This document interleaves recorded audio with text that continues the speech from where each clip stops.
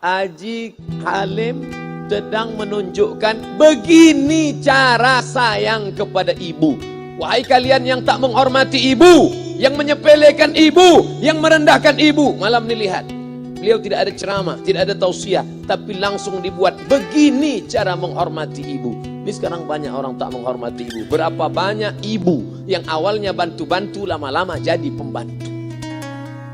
Dulu dia tidak tarawih, kenapa? Karena kita menangis merengek di rumah. Sekarang di hari tuanya dia tidak tarawih juga. Kenapa? Dia menjaga cucunya. Berapa banyak itu terjadi. Jangan sampai dia tidak pernah menolak cucunya, dia sayang. Tapi kita yang berpikir, berapa kali dia tidak jadi sholat duha karena kita kencing di kaitnya. Berapa kali dia tidak tarawih karena kita menangis merengek sampai subuh datang. Berapa kali dia tidak iktikaf karena kita. Andai dia masih hidup hari ini, datang, belikan pakaian yang paling dia suka, belikan perhiasan kalau ada. Andai tidak cium tangannya, tapi yang sudah meninggal dunia, jangan lupa kau doakan, Rabbil firli wali walidayya warhamhuma kama rabbayani shaghira. Berdoa pun kau tak mau, apalagi yang akan kau bawa menghadap Allah SWT. Meregang nyawa dia melahirkan engkau. 9 bulan 10 hari kau menumpang di perutnya. 2 tahun kau menyusu, melahirkan, menetes darahnya dalam badanmu. Andai kau gendong dia dari Palembang, jangan sebut Palembang lah Pak, dari Pekanbaru Riau, kau gendong dia sampai ke Makkah, kembali lagi, belum tentu dapat menembus satu teriakannya saat melahirkanmu. Lalu apa yang bisa kau lakukan? Datang seorang ibu pergi ke tempat servis HP. Nak, tolong anak lihatkan HP saya rusak kayaknya. Dia periksa, ini enggak rusak Bu. Terus memang anak ibu enggak nelpon. Kenapa kau tidak telepon? Datang dia ke rumah anaknya. Nak, ibu enggak ada uang mau buka puasa, bisa minjam 100.000? Apa kata si anak? Sebentar ya Ma, aku tanya istriku dulu. Ini Ustaz dapat dari mana? Ada yang kirim WA bro. Jadikan ibumu seperti raja, maka rezekimu akan diberikan Allah seperti rezeki raja-raja. Bukan hadis, dapat dari grup WA. Ini ibu minta terus sholat tarawih, tapi sang anak sudah tidak bisa. Aku mau hentikan saja sholat tarawih ini, karena mau buat tenda ini tidak bisa. Tiangnya bambu, sudah bocor. Kita stop saja sholat tarawih bersama ini. Apa kata si ibu? Buatlah sholat tarawih terus, nanti Allah akan berikan engkau gedung yang besar. Dengan gedung besar itu kau akan tetap sholat tarawih. Mana gedung besar itu? Inilah dia gedung besar. Langsung dikabulkan Allah Subhanahu wa ta'ala. Karena setelah Allah langsung orang tua. Wa qadha rabbuka alla ta'budu illa iyyah. Allah sudah wajibkan engkau menyembah Allah. Setelah Allah, wa bil walidaini ihsan. Kedua orang tua. Jangan kau lawan ibumu. Kayak anak-anakku, jangan kau lawan ibumu. Karena kau lawan ibumu, kau tak pernah mencium kebahagiaan. Walaupun hartamu banyak, kau akan berenang dalam air mata penderitaan sampai kematian datang. Ada pezina hidup di dunia senang, ada pecandu narkoba hidup di dunia senang, tapi orang yang durhaka tetap dapat dosanya dibalas Allah di akhirat. Di dunia coba dapat.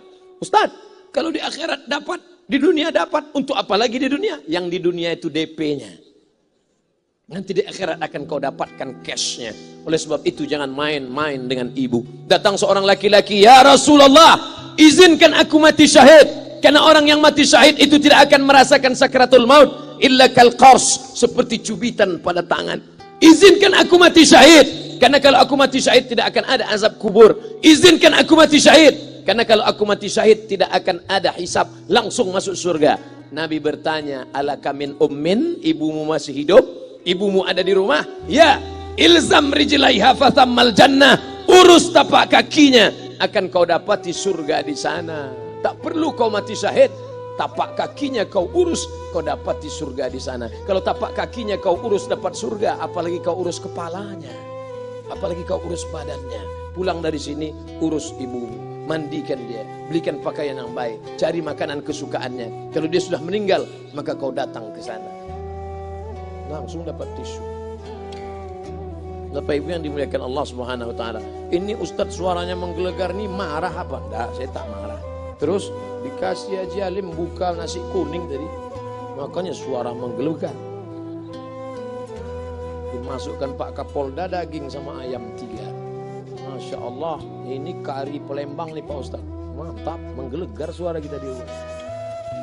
Bapak Ibu yang dimuliakan Allah Subhanahu wa taala, datang seorang laki-laki, kata Nabi sallallahu alaihi wasallam, nanti akan ada laki-laki yang datang kemari minta doanya, doanya kabul. Sahabat heran, kami yang hidup sama Nabi, kami yang perang sama Nabi, kami yang jihad sama Nabi, kenapa mesti minta doa dia? Dia tidak pernah ketemu Nabi. Pokoknya nanti kalau dia datang, minta doa sama dia. Setelah Nabi SAW meninggal, barulah dia datang. Orang itu bernama Uwais Al-Qarni. Kenapa doanya makbul? Dia merawat ibunya. Kalau ibumu kau rawat, doamu dikabulkan Allah Subhanahu wa taala. Apa yang kita lihat malam ini adalah buah bakti kepada seorang ibu. Ya Rasulullah, man ahaqqun nas bi husni sahabati? Siapa yang paling layak mendapatkan baktiku? Ummuka. Siapa lagi? Ummuka. Siapa lagi? Ummuka. Ibumu, ibumu, ibumu. Summa man? Siapa lagi? Abuka. Kami, Ustadz, Jenderal Bintang 5, alim ulama, kami hanya dapat 1, sedangkan kalian ibu dapat 3. Ibumu, ibumu, ibumu. Kenapa ibu dapat 3? Karena ibu bisa melakukan 3. Ibu mengandung, ibu melahirkan, ibu menyusukan. Kalau bapak mau dapat 3, coba yang 3 ini. Pulang dari sini, pergi ke tempat jual kelapa muda, beli 1. Jangan dibelah, ikat di perut 9 bulan 10 hari. Kalau mau merasakan melahirkan, pulang dari sini, pergi ke tempat jual mangga. Telan bulat-bulat, keluarkan bulat-bulat. Emang enak jadi perempuan. Mereka luar biasa. Tanya ibumu, berapa kali dia meninggalkan puasa Ramadan? Saat mengandung engkau, 30 hari dia tak puasa. Saat menyusukan tahun pertama, 30 hari dia tak puasa. Saat menyusukan tahun kedua, 30 hari dia tak puasa. Saat dia mau ganti qadha tahun berikutnya, adik mau menyusul. Hari ini dia belum mengqadha puasanya, dia terhutang di hadapan Allah. Lalu apa yang bisa kau lakukan?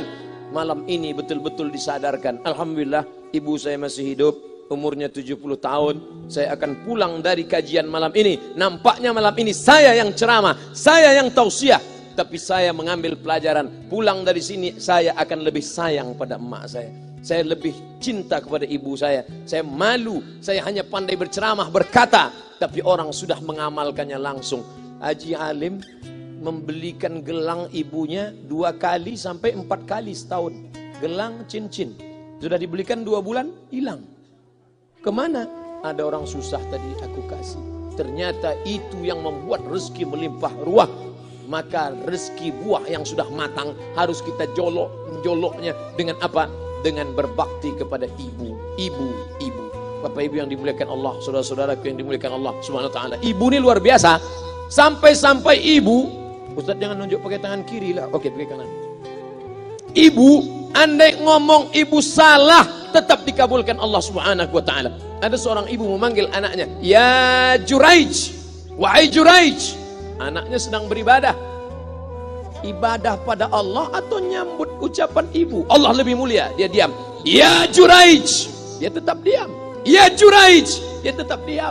Dia tidak jawab seruan ibunya. Sampai akhirnya ibunya berkata, apa kata ibunya? "Allahumma la tumitshu hatta turihi wujuhal mumisat." Jangan matikan Juraij sebelum matanya melihat wanita, maaf, tunasusila. Jangan matikan Juraij sebelum matanya melihat wanita tunasusila, WTS PSK, orang nakal, orang jahat. Tidak mungkin ahli ibadah matanya melihat orang jahat, tapi takdir berkata lain. Tak lama setelah ucapan sang ibu, ada seorang WTS PSK hamil, tidak diketahui suaminya, ditangkap, ditanya, "Siapa yang menghamilimu?" Apa kata si perempuan? "Yang menghamiliku adalah Juraij."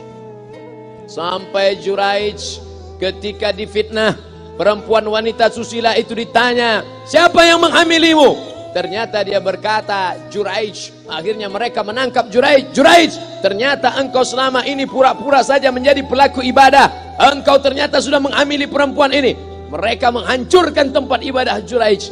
Tapi kemudian Juraij sabar. Dia katakan, "Nanti tunggu anak itu lahir, kalian baru tahu." Setelah tak lama anak itu pun lahir. Dan mereka bertanya, Mereka bertanya kepada anak kecil yang belum bisa bicara, "Ya ghulam, wahai anak kecil, man abuka? Who is your father?"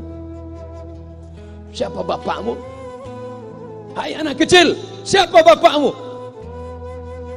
Juraij menusuk pusat anak itu dengan telunjuknya. Dia mau tunjukkan kepada orang ramai bahwa dia tidak salah, dia tidak pezina, dia tidak melakukan perbuatan dosa. Ya ghulam, hai anak kecil, man abuka? Siapa bapakmu? Apa kata anak kecil itu? Cowboy. Ko sapi, boy penjaga sapi, pengembala sapi. Bapakku pengembala sapi. Barulah orang Yahudi tahu ternyata ra'il ghanam yang menghamili PSK perempuan jahat tadi adalah penggembala sapi. Lalu kenapa fitnah itu terjadi? Allah mengabulkan doa si ibu sebelum Juraij mati. Matanya pernah melihat wanita tuna susila. Oleh sebab itu ibu jangan sampai kalau marah sama anak memanggil anak dengan kata-kata yang tak baik. Setan, hantu. Walaupun marah panggil dia, calon wali kota. Sini sebentar. Kalau marah betul, calon gubernur. Sini sebentar. Doa ibu dikabulkan Allah Subhanahu wa taala. Saya setahun setiap bulan Februari ceramah di Kuala Lumpur seminggu. Kuala Lumpur, Selangor, Sarawak, Kuching, kemudian Malaka, Ipoh, Negeri Sembilan. Ketika saya tausiah datang ibu-ibu makcik Malaysia. Assalamualaikum, waalaikumsalam. Ustaz Somad, ya. Saya nak jumpa dengan emak Ustaz. Loh, ngapa jumpa emak saya? Jumpa saya lah. Ustaz pasti dididik oleh seorang ibu. Saya ingin jumpa ibu Ustaz. Saya sangka dia mau jumpa saya. Ternyata ibu di tengah para habaib, diambil diri seorang profesor, dibalik diri seorang gubernur, wali kota, Kapolda.